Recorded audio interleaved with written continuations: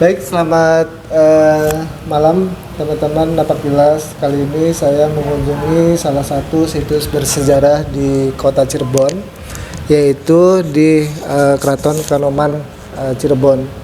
Kebetulan saya ada narasumber dengan Pangeran Patih Raja Muhammad Qodiran, yang akan nanti kita bincang-bincang sekitar sejarah Keraton Kanoman.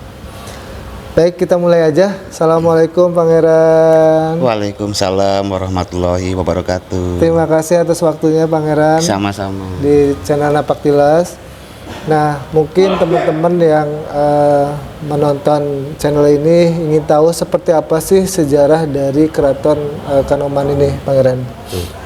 Bismillahirrahmanirrahim. Assalamualaikum warahmatullahi wabarakatuh. Selamat datang di channel Napaktilas. Ya. Terima kasih sebelumnya sudah meluangkan waktu untuk bincang-bincang dengan saya sendiri sebagai mewakili Kanjeng Gusti Sultan Raja Muhammad Emiruddin. Saya Pangeran Patih Raja Muhammad Qodiran, Patih Kesultanan Kanoman Cirebon ini. Oke, baik. Kali ini ada untuk bincang-bincang santai untuk mengenai histori atau sejarah Keraton Kanoman Cirebon atau Kesultanan Kanoman Cirebon ini. Di mana Kesultanan Kanoman Cirebon ini atau Keraton Kanoman ini berdiri pada masa 1510 Saka dan itunya masihnya 1588. Di mana Kesultanan Kanoman atau Keraton Kanoman ini menghadap ke utara, gitu kan. Dan di samping itu juga ada beberapa teritorial di mana sebagai daripada kesultanan atau keraton itu memiliki ada suatu ciri khas. Di depan alun-alun itu ada namanya beringin kurung sebagai simbol Beringin kurung sebagai simbol daripada pengayom masyarakat setempat. Filosofinya itu ya, Pangeran. Betul, iya. Dan setelah di depan atau di kedua setelah Bingkurung itu ada namanya alun-alun, dan di alun nanti di sebelah barat itu ada namanya Masjid Agung Keraton Kanoman. Gitu. Nah, nanti di depan alun juga itu ada bangunan namanya bangunan Pancamiti dan Pancaratna. Gitu. Dan nanti di sebelah timurnya itu ada namanya bangunan Lumpang Alu atau Linggayuni. Terus lebih ke dalam lagi, nanti di situ ada namanya Komplek Sitinggil. Oh, Sitinggil ya. Dan Komplek Sitinggil itu nanti ada beberapa nama wilayah itu. Itu ada Mande Resimen ataupun Mande Sekaten dan Manguntur.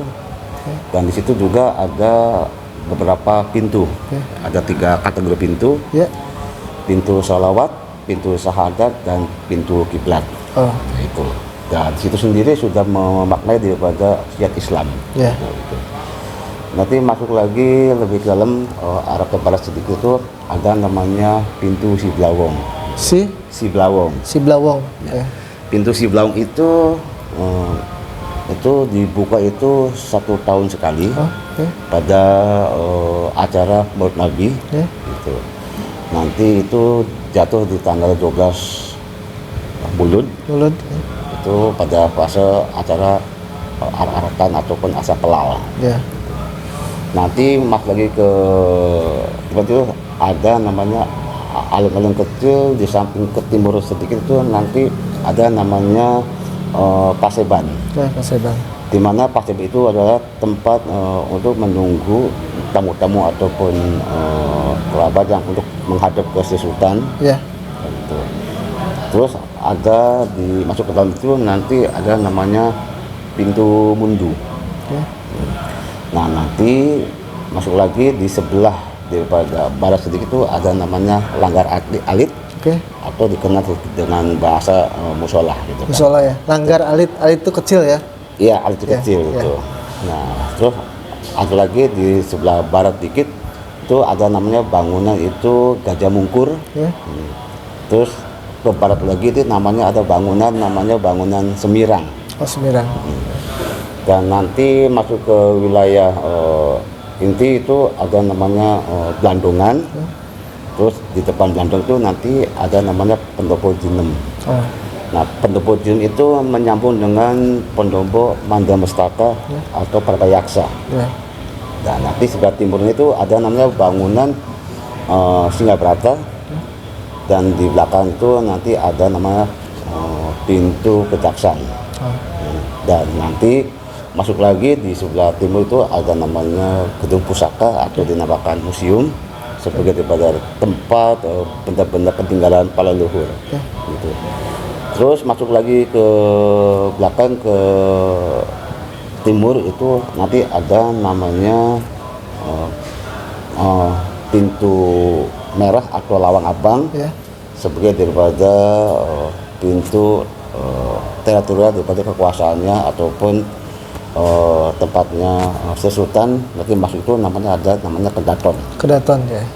Nah, masuk itu nanti arah ke barat Kedaton itu ada namanya bangunan Keputren. Ya. Nah, itu bersebut dengan Manda Mustaka tadi itu. Ya. Terus ke belakang lagi itu namanya ada bangunan Witana sebagai cikal bakal daripada titik nolnya Cirebon. Oh. Nanti masuk lagi ke timur. Nah, di situ ada bangunan yang bersejarah, yang berarti dibangun 1 hari 1 malam. Ya. Itu namanya bangunan Bulantara. Bulantara. Iya. Ya. Gitu. Nah, di sini mencoba untuk memberitahukan bahwa Kesultanan Kanoman ataupun Keraton Kanom itu alhamdulillah di sini masih lengkap nama bangunan dan fungsi-fungsionalnya. Gitu. Jadi historis daripada Keraton Kanoman atau Kesultanan Kanoman itu memang betul masih ada riwayat ataupun duriah daripada Sunan Gunjati. Ya. Gitu. Di mana keturunan daripada Kesultanan Keraton Kanoman ini yang ke-12 itu Kanjeng Gusti Sultan Raja Muhammad Emiruddin, dan saya sendiri sebagai Pangeran Patih Kesultanan, dan saya namanya Pangeran Patih Raja Muhammad Qodiran. Gitu. Dan di sisi itu alhamdulillah fase dulu daripada kesunanan, penembahan dan kesultanan sampai kekinian itu alhamdulillah masih dipelihara dan masih dirawat sebagai daripada pepakem ataupun budaya yang ada di khususnya di Kesultanan Kanoman Cirebon ini. Nah, maksudnya dalam hal ini dipelihara ini adalah di mana kegiatan ritual-ritual yang ada di Kesultanan Kanom ini terus berjalan dengan lancar dan tidak pernah berhenti ataupun mandek. Ya. Gitu. Apapun risikonya, apapun tantangannya, bukan berarti kita melawan daripada alam yang dilakukan oleh Gusti Allah Subhanahu wa taala. Tapi ini menjaga amanah daripada ritual-ritual ataupun kegiatan yang sudah baku yang ada di Kesultanan Kanom ini hanya saja untuk mendoakan semua umat yang ada di dunia ini. Gitu. Jadi bukan berarti memberikan suatu keegoan, tapi ini adalah sudah yang dilakukan oleh para leluhur kita ini. Untuk melakukan kegiatan ritual yang ada di Kesultanan ini, saya sendiri dari kecil sampai sekarang saya sudah melakukan, dalam arti pernah sebelum menjabat daripada Parangpati sampai menjabat sebagai Parangpati ini di Kesultanan Kanoman tetap berjalan setiap tahunnya ada satu kegiatan, kurang lebih 50 kegiatan. Setahun? Ya. 50 kegiatan. Teman-teman, ternyata lumayan banyak juga ya kegiatan di Keraton Kanoman ini. Betul. Itu dalam rangka sebenarnya melestarikan budaya leluhur kita ya. Betul, ya. Nah, semenjak dulu sampai sekarang itu masih memang tetap dilestarikan ya. Betul. Kegiatan-kegiatan tersebut ya. Iya. Itu boleh diceritakan apa aja sih secara garis besar kegiatan-kegigiatan keraton itu? Kegiatan itu yang diutamakan itu adalah diambil daripada bulan-bulan Islam. Oh, ya. Gitu. Jadi di mana bulan-bulan Islam ini kan sudah dilakukan untuk diterapkan oleh kegiatan ritual yang ada di Keraton Kanoman atau Kesultanan Kanoman Cirebon. Ya. Contoh kemarin-kemarin itu kan melakukan Idul Adha. Oh, ya. Gitu. Dan hal ini kita semua daripada keturunan daripada Duriah Sesar Fitullah yang dipimpin Kanjeng Gusti Sultan Raja Matimirudin Sultan Kanoman yang ke-12 diwakilkan kepada saya sebagai Parangpati untuk mengadakan ziarah kepada leluhurnya. Ketika itu alhamdulillah nanti isi daripada ziarah itu tetap ada suatu pengisian daripada rangkaian acara tersebut. Hal ini sebagai umat atau umat Islam di Kecamatan Kanoman Cirebon ini itu berbondong-bondong Parangpati diiringi oleh kerabat ataupun famili Kesultanan Kanoman Cirebon ini untuk berziarah ke leluhurnya ke Sesar Fitullah. Sebelum itu ada melakukan sholat id. Ketika sholat id selesai itu dilakukan adalah halal bihalal. Nah, ketika selesai sudah halal bihalal, baru kita sebagai keluarga daripada Duriah Sesar Fitullah berziarah ke para leluhur. Makam leluhur ya.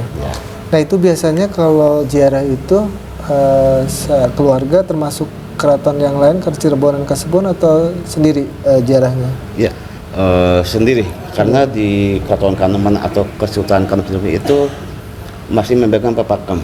Oh, pakem. Ya, jadi di mana jadwal ataupun waktu yang dilakukan itu sudah baku. Jadi memang betul bahwa Kesultanan Kanoman atau Keraton Kanoman itu masih memegang patus terhadap pakem tersebut. Jadi apa yang digariskan dari zaman dulu nenek moyang kita ya, zaman dulu tuh sekarang masih kontinu ya dilakukan. Betul. Ya. Termasuk tadi ritual ziarah ya ke Sesar Fitullah itu masih tetap dilakukan juga, dan itu memang biasanya dilakukan setelah sholat Idul Fitri ya, atau Idul Adha ya. Sholat Id ya, sholat Id ya, Idul Fitri atau Idul Adha ya. Dari sini ziarah ke makam leluhur di Sunan Gunung Jati ya. Betul, ya. Nah, Pangeran, bicara dulu kan dengan sekarang mungkin kondisinya sedikit berbeda ya. Betul sekali. Kalau zaman dulu kan mungkin zamannya kita lah ibaratnya masih memegang teguh nih dengan budaya ya. Kalau anak-anak zaman sekarang kan dalam tanda kutip peduli amat gitu, udah beda generasi ya. Nah, bagaimana sih peran dari Kesultanan Kanoman ini untuk memberikan informasi kepada anak-anak muda bahwa ya ini adalah warisan leluhur kita gitu yang perlu kita lestarikan, kita budaya itu kan memberikan banyak nilai ya, budi dan daya lah, banyak makna atau filosofi yang tersirat di dalam budaya tersebut.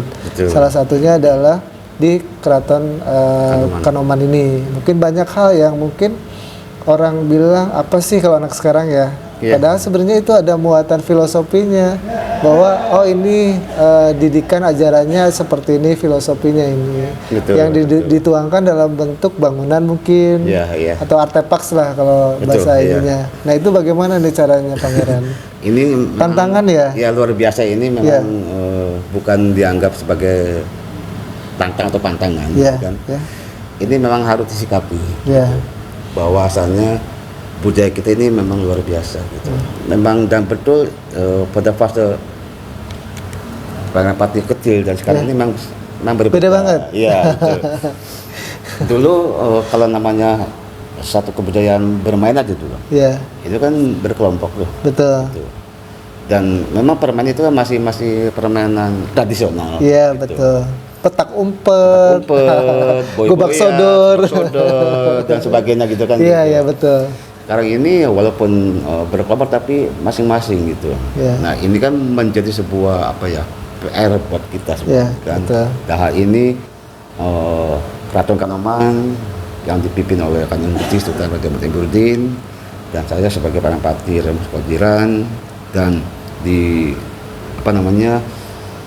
diusul atau didukung oleh para famili, khususnya famili yang notabene masih juri daripada Sunan Gunung Jati, gitu. Dan juga didukung oleh para tokoh masyarakat, tokoh adat, ulama, dan seterusnya sebagai lingkungan. Inilah yang menjadi sebuah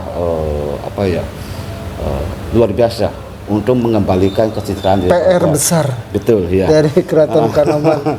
karena ini sudah menjadi sebuah kenyataan yang memang betul-betul ini sudah terkikis ya. Ya, betul. Dan berarti bukan hilang ya, tapi terkikis betul. gitu. Dimana kita ini menjadi sebuah keharuan, kesedihan bahwasannya bagaimana untuk mengembalikan kecitraan satu kebudayaan yang lama gitu pada masa kekinian. Wah, itu malah terpukul banget buat saya. Nah itu saya juga merasakan Pangeran. Zaman dulu itu saya pernah ngalamin waktu tidak ada listrik. Betul. Ada obor ya. Ketika saya misalnya mengaji pakai obor ya, oncor ya kalau dalam bahasa Sundanya. Obor bareng-bareng yuk kita mengaji ke rumah ini bareng. Selesai ngaji, terus ada rembulan tuh main-main petak umpet ke kebun-kebun gitu. Betul. Nah itu sebenarnya tidak ditemukan di kondisi sekarang gitu. Betul. Maka ini seharusnya saling mendukung, dimana ketika itu lingkungan keraton maupun lingkungan secara pribadi ataupun lingkungan daripada tatanan daripada administrasi pemerintahan juga. Kalau bisa ini kan bukan hanya sekedar sebagai tanggung jawab keraton juga, tapi semua kan gitu kan untuk mengenal kembali bahwasannya kebudayaan yang dulu itu sudah mulai terkikis. Betul. Dan hal ini contohnya mungkin saja bisa keraton ini mengadakan event ataupun kegiatan, tapi acaranya kebudayaan. Dan hal ini untuk mengembalikan atau mengangkat daripada kearifan lokal. Satu itu. Kedua, mungkin juga dari pihak pemerintah juga saya minta dukungan juga untuk stand-stand daripada kayak kafe, hotel ataupun tempat-tempat wisata, hiburan. Itu kan banyak tempat-tempat yang bagus tuh. Betul. Dan mungkin diiringi dengan kebudayaannya. Nah, itu. Karena saya paham dan saya tahu budaya itu sama, cuma beda nama. Kan gitu. Tapi permainan sama kan gitu. Tinggal bagaimana perbedaan nama itu kan mungkin penempatan dari timur atau tempatan dari barat atau dari selatan itu kan atau utara itu kan ketika di sini namanya sepak sodor mungkin di wilayah seberang kita namanya apa? Beda. Ya kan gitu. Tapi betul. Sama permainannya kan gitu. Gitu. Dan itu memang betul saya sendiri merasa terharu, merasa kehilangan. Gitu. Sedih ya. Jadi ada sesuatu yang aduh gimana ya, itu karena saya dan Bapak mungkin bukan hanya segera melihat tapi sebagai pelaku juga kan gitu. Betul. Ketika masa kecil, masa kanak kan gitu kan gitu. Nah, di sini kita yuk bersama-sama untuk menggali kembali untuk generasi sekarang ini untuk mengenal budaya. Dan hal ini sudah menjadi suatu kesepakatan kita adalah budaya Indonesia, begitu kan.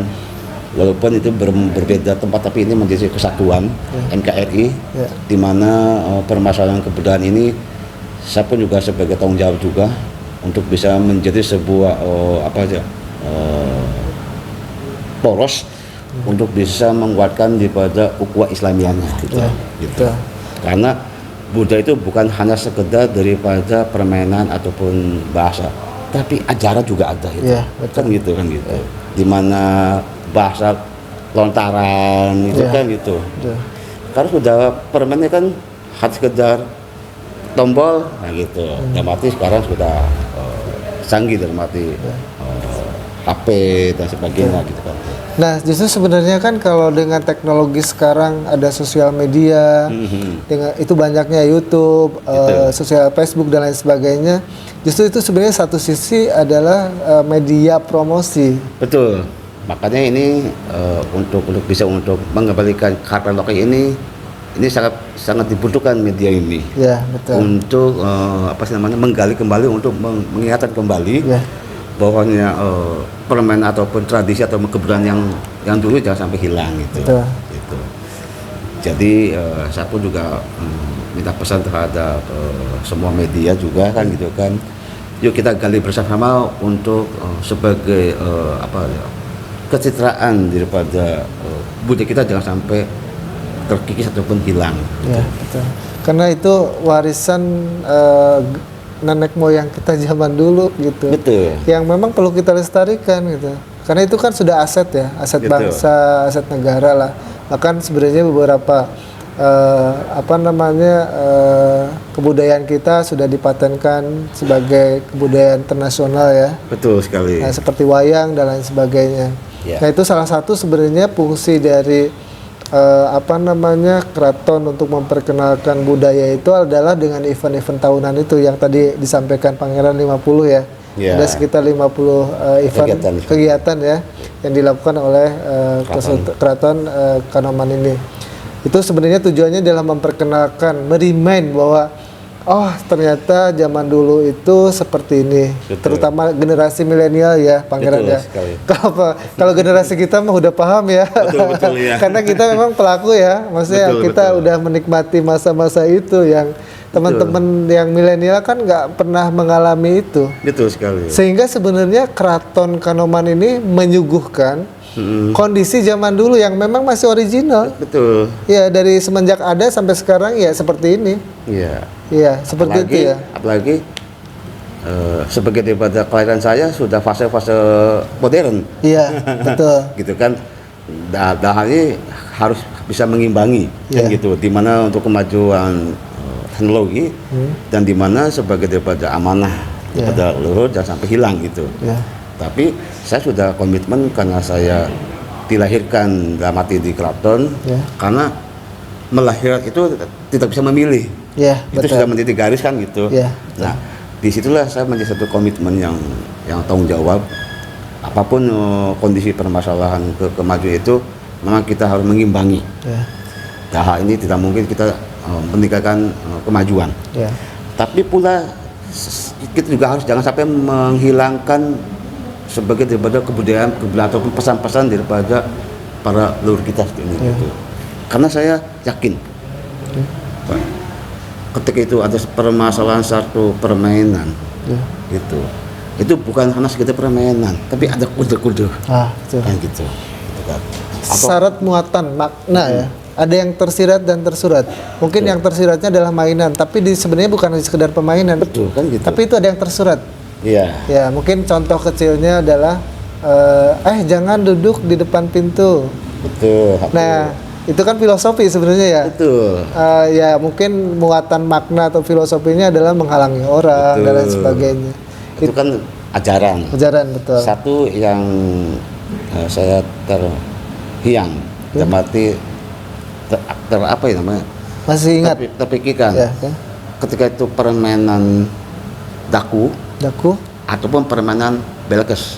Belkes tuh Yang bola. Bola bekel. Bekel. Ya, oke. Daku itu kenapa harus 7 semua? Oh, oke. Itu kan. 7. Iya kan? Iya. 7. Permainan belkes ataupun itu kenapa kubuknya harus 5? Iya. Jadi jumlah kubuk itu 5 itu siapa dan belkes itu siapa? Iya. Nah, itu kan bisa menjadi satu ajaran. Iya. Gitu. Tapi dengan dialog dengan permainan. Iya. Itu salah satu contoh itu kan gitu. Itu kan gitu. Itu mungkin salah satu yang memang zamannya dulu Syekh Syarif Hidayatullah menyebarkan agama Islam kan lebih banyak metode ya yang dilakukan ya. Iya. Jadi kalau ibaratnya di satu kebudayaan kan kalau kita langsung babat alas sekaligus gitu frontal kan pertentangannya banyak ya. Betul. Makanya beliau membuat berbagai macam cara untuk menyampaikan syiar Islam itu. Betul. Salah satunya memang permainan tadi yang seperti disampaikan oleh Pangeran. Tapi di situ sebenarnya filosofinya ada 5 ada 7. Angka 5 itu adalah mungkin 5 waktu ya. 7 itu mungkin Ya, apa? Contohnya? Sebagai daripada kita contoh daripada ada 7 makna. Ya. Hari ada 7, langit ada 7, itu kan terus semua itu kan gitu. Nah, 3 ini bagaimana kita membedarnya gitu. Itu suatu permainan. Belum juga suatu lagu. Ya, gending gitu ya. Itu kan nada. Ya, Terus nama ataupun kata-kata. Suatu contoh kayak lagu daripada zamannya para wali kan lir ilir betul. Cang Angon itu seperti apa, maksudnya apa, itu kan ada makna sebenarnya itu. Betul. Kalau di kita sekarang ini kan puji-pujian dibikin lagu. Ya. Nah, kalau dulu kan pakainya kayak semacam kayak syair macamat apa capat itu kan, terus kidungan. Ya, kidung ya. Gitu kan gitu. Nah, itu kan. Nah, tinggal bagaimana ini untuk mengenal hal seperti itu kan kita harus menggali lebih dalam gitu. Karena ini sudah asing untuk fase kekinian gitu. Makanya ini sangat membantu sekali sebagai media untuk bisa mengingatkan semua daripada umat, bukan berarti harus dikembali kepada masa lalu, bukan gitu kan gitu. Tapi ini harus kita menghargai daripada ajakan ataupun ajaran-ajaran daripada para leluhur kita gitu. Nah, tinggal bagaimana kita menjadi sebuah kemauan itu kan, tinggal bagaimana kita metode, mekanisme, teknik, cara untuk mengajaknya. Ya, betul. Gitu. Nah, kalau dari Kanoman ini, Keraton Kanoman ini dari sisi misalnya Sultan sampai sekarang itu masih tetap ya berlaku. Betul. Ya. Betul. Ada apa namanya, raja. Gitu. Seperti ada itu masih ada perangkatnya ya. Strukturnya. Ya. Nah, itu sekarang itu udah masuk ke raja keberapa ya? Kalau sekarang Sultan yang ke-12. Sultan ke-12 kan. Tapi kalau dari Sesarip itu ke-18. Ke-18. Ya. Nah, apa sih yang membedakan antara kalau dari Sesarip sama yang bukan Sesarip tadi yang 17, 18 itu apa yang membedakannya?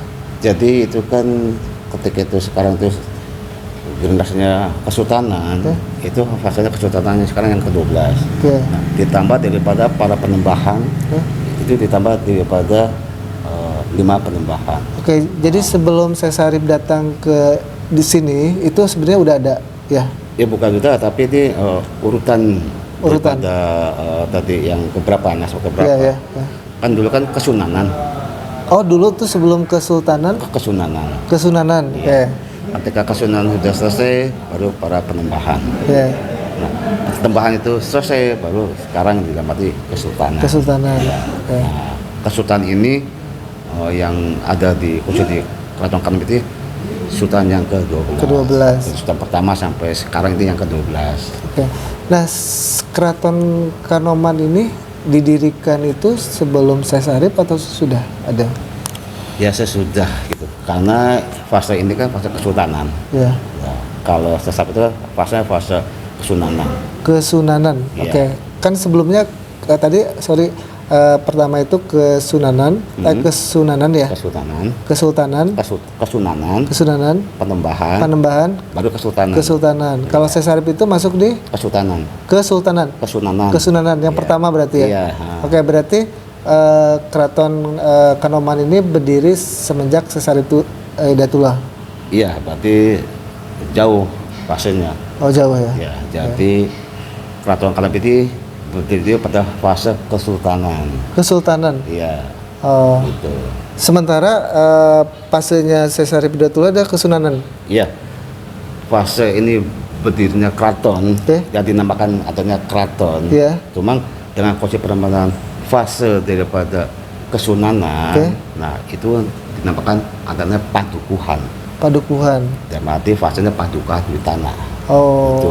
Jadi belum ada namanya keraton. Oh, belum ada raja. Padukuhan itu. Ya, belum ada raja waktu itu. Ya, bukan raja lagi. Dia ada di raja sebagai ulama dan sebagai wali. Yeah. Nah, itu fase itu ada cuma satu. Sebelum adanya Keraton Kanoman maupun Keraton Kesepuhan. Oh, itu. Jadi sebenarnya cikal bakalnya ya. Betul, cikal bakalnya Keraton Kanoman itu memang semenjak Sesarip Hidayatullah. Iya. Setelah itu baru Panembahan dan terakhir adalah Kesultanan. Ya, seperti itu. Fase itu berapa lama itu Pangeran jedanya kesunanan ya? Iya. Ke Panembahan sama Kesultanan. Fase itu memang berlangsung dengan turun-menurun gitu.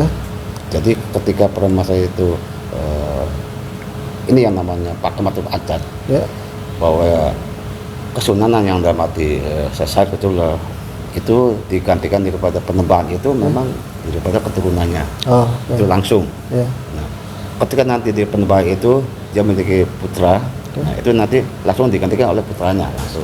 Tapi fasenya itu sampai ke 5 penembahan. Oh, oke. Gitu. Nah, ketika fase penembahan itu habis, kan gitu.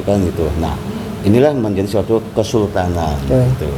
Nah, di sini bahwasannya permasalahan keraton Kanom ini fasenya di kesultanan. Kesultanan pertama. Jadi munculnya itu Kanoman itu pas kesultanan. Iya. Betul. Sebelumnya zaman kesunanan atau penembahan itu namanya bukan Kanoman. Bukan. Oh, bukan. Belum ada. Oh, belum ada ya. Iya. Jadi itu namanya Keraton Pakuwati. Oh, Pakuwati. Iya, itu. Sebelum terpecah ya. Jadi Pakuwati itu memang keraton besar di Cirebon. Betul. Baru pada eranya waktu itu berubah-berubah jadi beberapa dibagilah. Betul. Beberapa kesultanan ya. Betul. Seperti jadi, itu. Ada beberapa era sebelum ada keraton Pakuwati itu ada Padukuhan. Oh, Padukuhan. Padukuhan itu namanya Padukuhan Witana. Oh. Jadi ini adalah bagian daripada cikal bakal daripada Kesultanan Pakuwati seperti itu. Pada masanya kesultanan sama penembahan. Nah, ketika penembahan selesai, fasenya terbagilah 2. Keraton Kanoman dan Keraton Kasepuhan. Jadi nama Keraton kami itu walaupun belum berdiri dan berdirinya Keraton kami itu adalah bagian daripada zamannya kesultanan. Tapi nama Anom itu sudah dari sejak dulu. Oke. Nah, mungkin teman-teman ada yang tanya nih, kenapa sih namanya Keraton Kanoman gitu? Betul. Kenapa itu, Pangeran? Iya. Inilah yang memang kita harus benahi ya. Yang dimaksud nama Anom itu kan kadang kala orang Mes itu muda ya. Iya, betul. Iya. Berarti kalau Anom itu bukan muda, tapi itu sebagai daripada putra mahkota ataupun jika apakah sebagai daripada raja ataupun sultan. Gitu. Itu sudah fase dari dulu itu nama itu sudah ada gitu. Jadi itu sebenarnya bukan menandakan bahwa Kanoman itu muda. Betul. Tapi itu sebenarnya apa ya, nama ya apakah sebagai putra mahkota itu. Putra mahkota.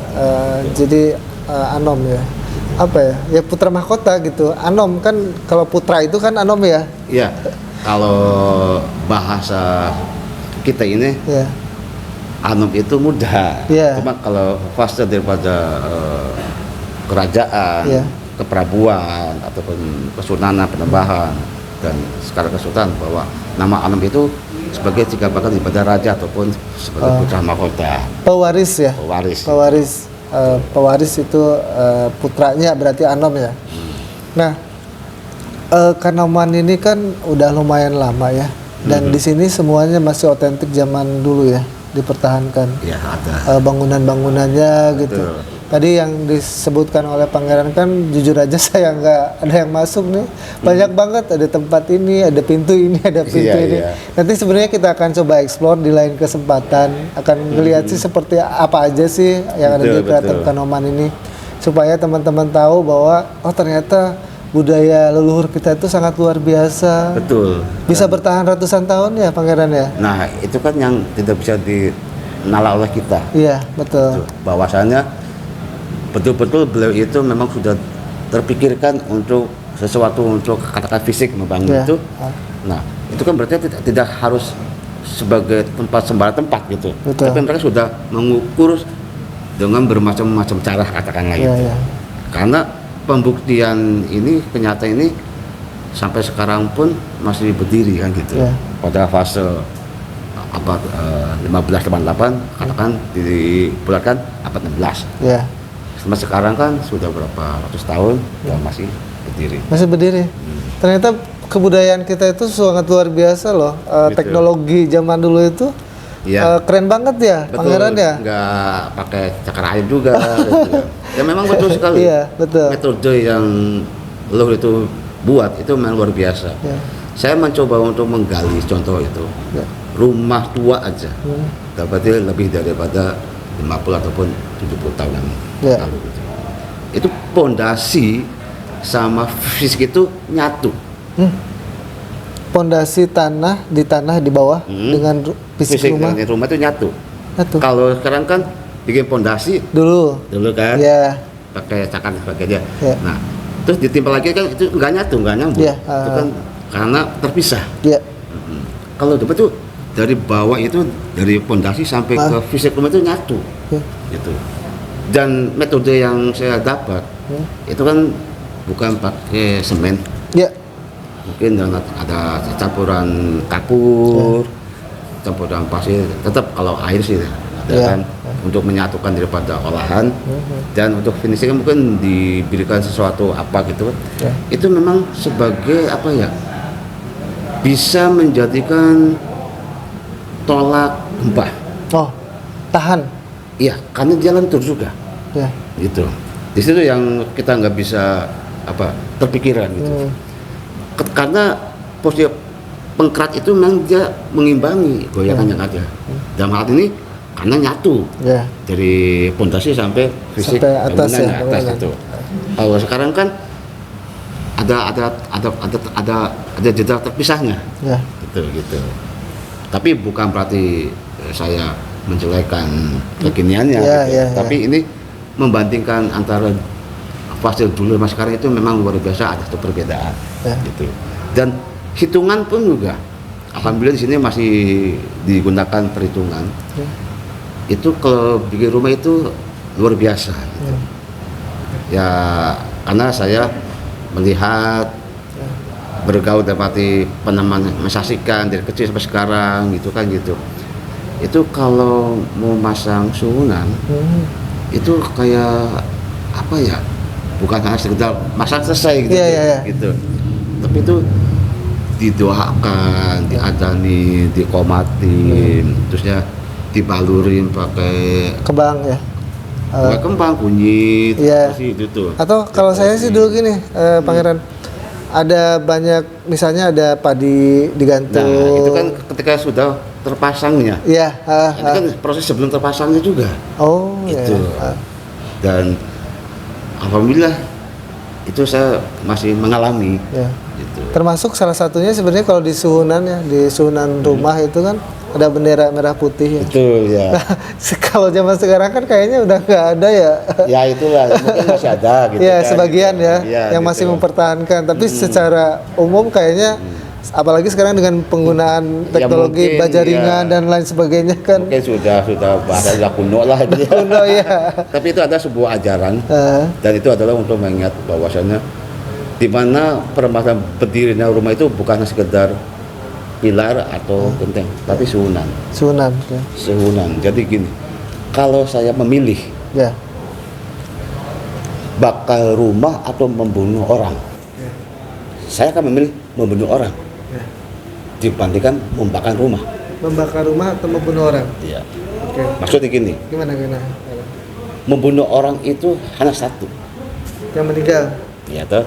Tapi kalau membakar rumah itu kan semua itu akan terbunuh dengan secara pelan-pelan. Dan mati bukan membunuh sekali enggak. Tapi mereka telantar itu sama dengan membunuh. Lebih kejam. Dan mati ada orang tua, kan ada anak dan sebagainya kan gitu. Kalau bukan berarti saya kok begitu, bukan, tapi ini bahasa daripada untuk memilih mending mana kan gitu, maksud gitu loh gitu. Tapi kalau rumah itu adalah bagian untuk sebagai mengayomi, itulah. Jadi bahasa diri saya sendiri itu bukan berarti gitu, tapi siapa yang mencoba untuk mengimami dan itu minimal itu bisa membangun rumah. Maksudnya apa? Bukan imam zaman rumah itu berkaitan itu. Tapi maksud saya itu sebagai sosok kepala rumah tangga itu bisa mengayomi keluarganya. Itulah maksudnya sebagai tanggung jawabnya. Kan filosofinya itu. Seperti itu ya. Iya. Rumahku adalah surgaku. Ya, itu salah satu filosofinya bahwa ya rumah itu tempat tinggal, tempat bercengkrama dengan keluarga, sama saudara. Tempat melindungi. Tempat berteduh juga kan. Makanya kenapa zaman dulu itu bangunan-bangunan itu dibuat kokoh. Betul. Karena sebenarnya filosofinya adalah bahwa rumah itu harus kokoh. Itu dan bukan hanya sekedar kokoh, tapi tetap ada metode Ya, doa-doa tersebut itu. ya, filosofinya itu. Jadi selain kokoh dari sisi bangunan, ternyata ya kokoh juga dari sisi di dalamnya ya, Betul sekali. dari sisi orangnya. Dan sebenarnya jujur aja, saya pernah ngalami ketika membangun rumah itu, Ya, banyak orang terlibat di dalamnya. betul. Dan itu tanpa dibayar pun, zaman dulu ya, Betul. mungkin Pangeran mengalami Iya, ya, itu bikin sebagai rumah. pembukaan ikatan gotong royongnya masih Nah, luar itu biasa. ya, nah. Itu. Nah itu justru sekarang itu sudah agak memudar. Betul sekali. Ketika kita membangun rumah, waduh budgetnya ini ya, berapa Iya, sih tukang harian iya. gitu ya. Ya itulah maksudnya gini. Kita ini bukan membicarakan tukang gitu kan Iya, gitu. iya, iya.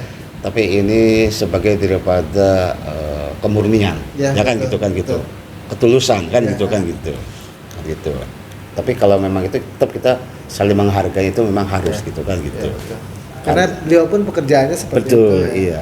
Beda zaman ya Pangeran. Zaman Betul. dulu sih ya mungkin ibaratnya makan itu nggak kesusahan. Betul Tinggal sekali. ke kebun nanam apa jadi, Atau ya misalnya masak apa jadi. Jadi semuanya ya memang masih alami. betul sekali. Tidak dibeli ya.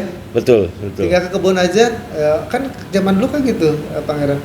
Ketika ada orang yang bangun rumah, oh saya nyumbang ini, saya nyumbang pisang, saya nyumbang Betul. beras gitu ya. Ya, Nah itu ya. sekarang sudah itu ya. Sudah nggak ada kayaknya. Kecuali mungkin kalau di pedalaman ya, di Iya, pedalaman masih budaya-budaya tersebut masih terjaga lah. terjaga ya. Ya. Nah bicara Keraton Kanoman tadi tetap mempertahankan eksistensi leluhur. Betul. Nah harapan kedepannya seperti apa sih Pangeran dengan Keraton Kanoman ini? Ya. Ya harapan saya secara pribadi atau kalau ini adalah bagian daripada mengayomi masyarakat setempat gitu kan, dan sebagai daripada tolak ukur juga gitu, dimana kita harus belajar itu bukan hanya sekedar daripada sosok binatangnya atau manusia, tapi juga sebagai daripada kita belajar juga kita harus bisa melihat daripada habun alamnya gitu. Dalam arti kita hidup di alam ini, apa yang pernah dilakukan oleh para leluhur ini itu ada makna yang luar biasa gitu kan. Salah satunya contoh kita ini untuk berziarah itu kita ada tata titi atau tata krama gitu kan. Itu salah satu contoh gitu. Dan untuk harapan untuk ke Keraton atau Kesultanan ini sangat terbuka lebar, di mana untuk kita saling belajar bersama untuk mengingatkan kita, keluarga, tetangga, dan lingkungan untuk bisa menguatkan kembali ukhuwah Islamiyah, di mana Keraton Kalam ini adalah milik kita bersama gitu. Sebagai daripada ajaran-ajaran daripada fase kenabian, kerasulan, ke para sahabat, para aulia, para wali, para habib, para ulama, tokoh, dan sekarang sebagai daripada Keraton Kanoman ini bisa untuk menjadi sebuah kalau itu sih tempat untuk belajar bersama, untuk bisa melihat kembali ataupun bisa untuk menjadi sebuah kekuatan sebagai daripada syiar Islamnya, untuk bisa untuk memberikan satu keselamatan antara dunia dan akhirat. Nah, bagi teman-teman yang ingin berkunjung ke Keraton Kanoman, ingin belajar sejarah masa lalu tentang Kanoman, itu terbuka untuk umum ya Pangeran ya? Betul sekali. Ya. Siapa aja bisa datang ke sini, waktunya dari jam berapa Pangeran? Ya kalau waktu sih bisa tentatif lah Tentatif gitu. menyesuaikan ya. Betul. Tinggal nanti info aja ke pihak keraton, nanti mungkin akan di-set ketika teman-teman datang ke sini ya. Betul sekali. Teman-teman bisa banyak belajar tentang kebudayaan di sini, kebudayaan masa lalu yang memang itu warisan nenek moyang kita. Betul. Teman-teman pun bisa belajar filosofi apa sih yang terkandung di dalam Kanoman ini, karena banyak tempat yang teman-teman bisa kunjungi. Betul. Dan mungkin di lain waktu juga saya akan coba eksplor nih Pangeran. Betul, boleh. Bagaimana sih Kanoman ini, ada apa aja yang mungkin teman-teman penasaran gitu. Siap. Nah, biar teman-teman nanti kedata udah ada gambaran nih. Oh, saya kalau ke Kanoman ini akan mengunjungi tempat ini gitu. Pangeran. Ya, dan mohon maaf di sini memang sangat berbeda sekali. Di Keraton Kanoman ini memang berbeda dengan keraton yang lain kan gitu kan. Tapi tetap bahwasannya Keraton Kanoman sebagai daripada syiar Islamnya dan kalau masih kuat sebagai memegang pakem ataupun ajaran para leluhur kita ini. Dan untuk intinya saya sebagai generasi penerus dengan metode ataupun zaman kekinian tetap saya selalu memegang erat sebagai pakem ataupun tradisi khususnya yang ada di Kesultanan Kanoman Cirebon ini. Dan saya mohon maaf bila saya kurang memberikan suatu satian ataupun harapan kepada yang lain. Inilah suatu keterbatasan saya sebagai manusia biasa. Intinya saya minta doa kepada saudara-saudara kita, kepada teman-teman kita, kepada semua umat yang ada di khususnya di Indonesia untuk bisa terus melakukan sebagai tugas emban saya sebagai Pangeran Patih Kesultanan Kanoman, Pangeran Patih Raja Markodirat untuk mengestafetkan daripada ajaran para leluhur kita semua ini.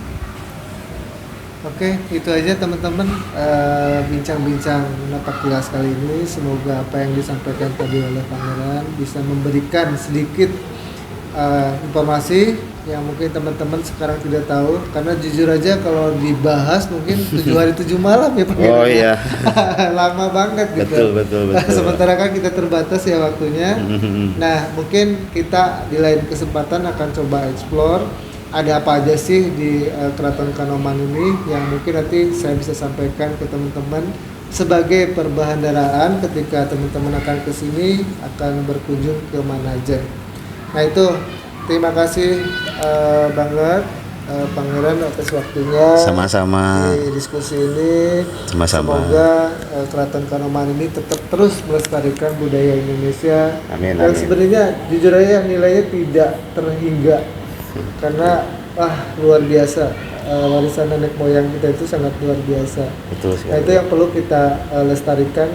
Zaman boleh modern ya, Betul. tapi jangan sampai melupakan kebudayaan masa lalu. Betul. Karena kita hadir sekarang itu karena masa lalu. Betul. Seperti itu ya Pangeran ya. Sebagai aset negara kita juga. Ya betul, sebagai aset negara kita juga. Betul. Yang diakui dunia tentunya ya. Betul sekali. Nah, itu aja teman-teman. Semoga channel ini bermanfaat untuk teman-teman untuk menambah pengetahuan tentang kebudayaan. Assalamualaikum warahmatullahi wabarakatuh.